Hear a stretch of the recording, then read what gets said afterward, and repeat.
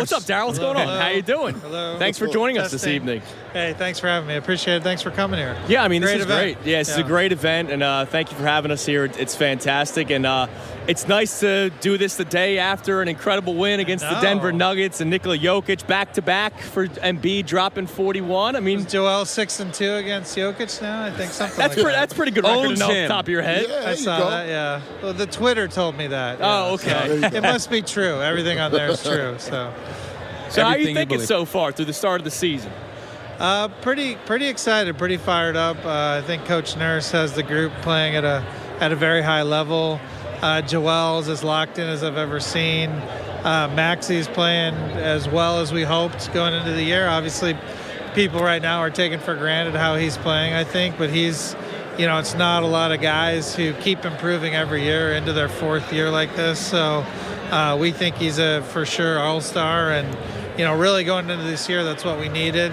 Then you got guys like Tobias who've been really stepping up lately. Nick Batum's at it. I mean, so many. Pat Beverly feels like he was born to play in Philly, so pretty exciting. So, Daryl, when you observe this team and think of maybe what you want to do even more moving forward, has it been hindered a little bit because of the injuries that you've had? And, you see Melton in and out of the starting lineup and now in and out of the lineup altogether. But does it hinder it, or do you have a pretty good idea anyway?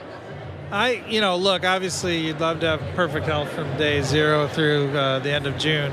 But injuries in the regular season, as long as they're not, things that will affect you going forward, I think can be healthy for a team because guys get a chance to step up and play.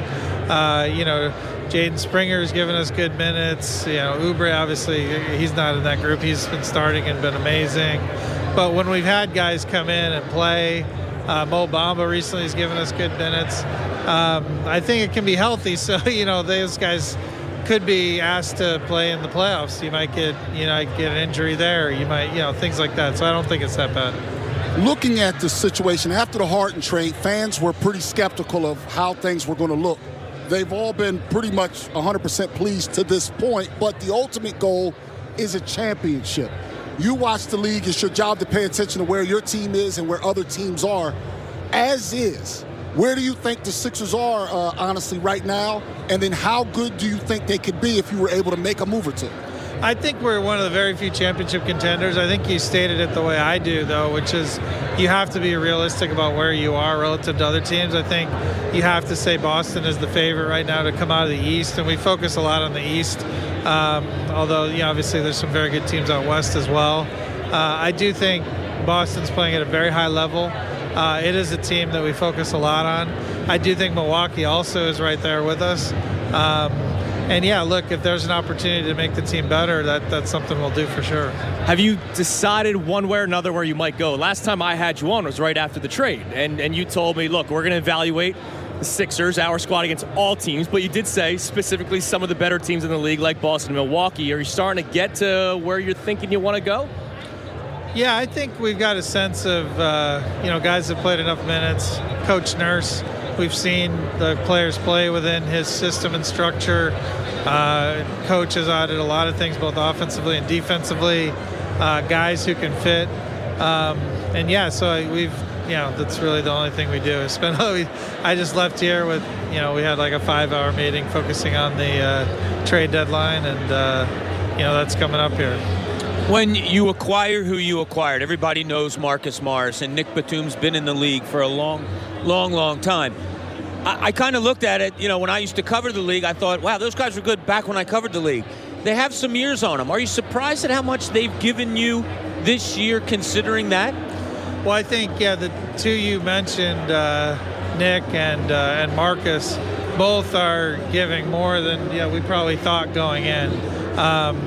Obviously Marcus from Philly, I think yesterday especially he gave a ton of great minutes for us. Nick has been maybe the best pairing with Joel for that kind of a player since Joel's been here. I know Joel maybe feels that way. And then Covington, when he obviously is dealing with something right now. When Covington was healthy, he was giving us good minutes. And KJ Martin, I honestly feel bad for. Here's a guy who's played very, very well prior to this, but frankly, Nick has a really tough job figuring out who to play. But I do think if KJ had gotten a lot of those minutes, we'd be talking about KJ Martin right now, too. I want to ask you about your best player, Joel Embiid. He's played at such a high level. Not according to Stan Van Gundy, apparently. That was he did a podcast. He didn't watch the game. He just did a podcast during the game. That was like an Adam Carolla rant just turned on in the middle of the game. Yeah, it was, damn, Stan. And he clearly had scripted it, too. I was like, what the heck is happening? At what point during the thing, Jokic takes a shot to the head. He looks out of it for like 3 possessions. Stan didn't even notice. Stan was just doing his podcast. Joel's dominating out there, and we're talking about how, whatever. If he's healthy, if he does this, but his level of play has surprised even us. I think that he was able to raise it beyond his MVP year last year. We know the only thing left for a lot of people will be what he does in the postseason. But the postseason will come when the postseason comes. You've been around a lot of great players. You've been around the league. How good, in your opinion, is he top 5 you've seen personally? How good is Joel Embiid at this current moment? For players that I've had on the team, I actually felt I would never have someone beat peak James Harden. I've had a lot of great players: Tracy McGrady, Yao Ming, Chris Paul, Dwight Howard. So many great players. I never thought I'd see that, but what Joel's doing right now is hard to fathom.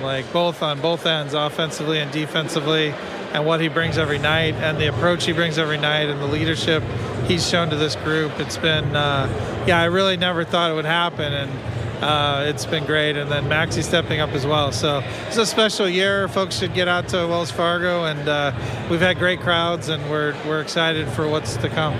Talk about Maxey, because from the very beginning, reports that came out were that you guys were bought in to Tyrese Maxey. I think one report was that you wouldn't trade him for prime Michael Jordan.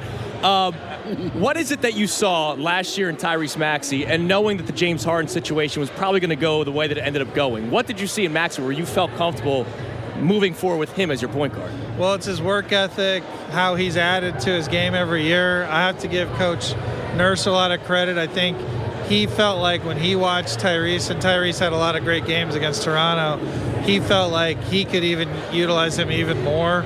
But guys going into their 4th year can sometimes take a step up, and he did, and it's been amazing to watch. And I think Nick basically saying, hey, and Joel, to his credit and his teammates, you have the ultimate green light. You see these other top all-stars and what they do, take every other shot, put just the fear of God in the defense. You can be that guy. You should be that guy, and he's doing that right now. I want to talk about Nick Nurse a little bit more. So you bring him in. You were with this team before he got here. What is it that he's kind of extracted or implemented to these guys that have made the Embiids, the Maxies, and the whole team better? Well, I think Nick, obviously I knew him back to his minor league days when we hired him in Houston.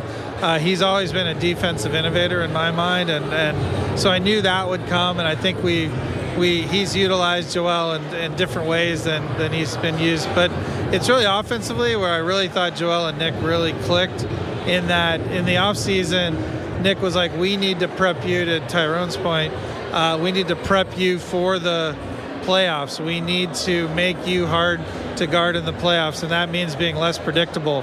So we need to spend all this season working on different actions, different places on the floor, so that when we get to those big games in April, May, June, you'll be ready to make any defense pay depending on what look they throw at you.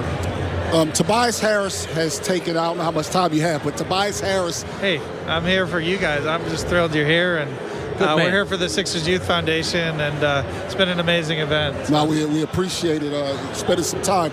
Tobias Harris, especially lately, has really stepped up offensively, and in the offseason, his dad did a podcast where he was saying, my son can do this, cook the groceries. He was basically laying out he could have been on with Stan yesterday. Right. I love Trill. Trill's one of my favorite guys in the league. Has been in the league for a very long time, knows the game really well. And look, I mean, he loves his son, and he should. Tobias is, he had I actually remember he was having a little stretch where maybe even Tobias would say, hey, I'm not playing my best.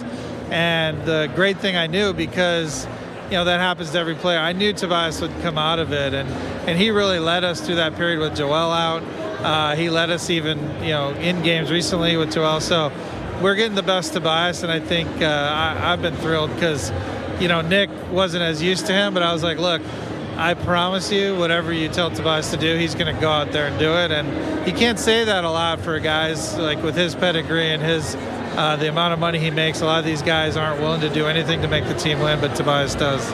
Now, last one before we let you go, and we thank you for taking the time. I know. Go have fun. Enjoy yourself a little bit at the Gala tonight. There was a trade that did happen today in the NBA. We don't have to talk about the trade, but I know there were fans that were upset that something hasn't happened with the Sixers yet. So what is that message that you can give to the fans? The deadline wasn't today. The deadline wasn't yesterday. The deadline's not tomorrow. So what's that message you can give to the fans? I give the same message I gave before the season, before the trade, which was referenced before, which is like, evaluate us when at the right time, which is the playoffs and how the team looks going into there. But yeah, most of the trades that really help teams, in my opinion, happen like closer to the deadlines. The ones that happen early is usually one team or another team overpaying, and so generally those don't help you as much. So look, we're evaluating everything. We obviously look at everything.